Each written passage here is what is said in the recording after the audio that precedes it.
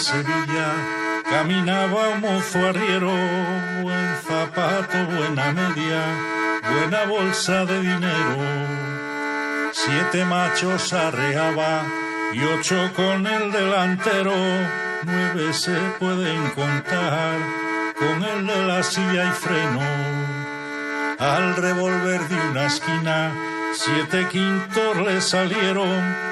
¿A dónde camina el mozo? ¿Dónde camina el arriero? Camino para La Mancha con un encargo que llevo. A La Mancha vamos todos como buenos compañeros.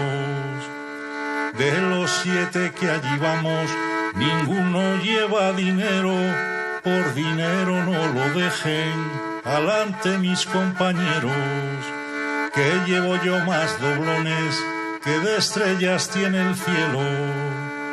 Los quintos que eran ladrones se miraron, se rieron y en las ventas de Aragón piden vino y salió luego.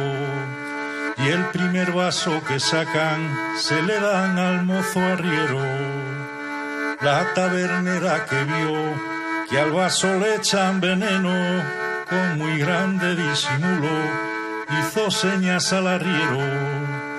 Y el arriero le responde: yo ese vino no lo bebo, que lo beba el rey de Francia, que yo no quiero veneno.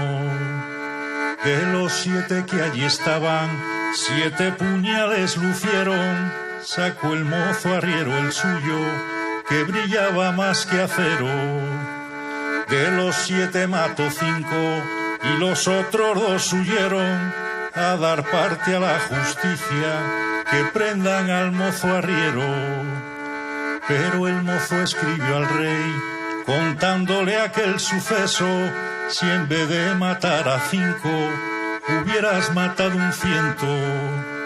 7 reales al buen mozo, mientras que dure mi reino, 2 para la tabernera por el vaso de veneno.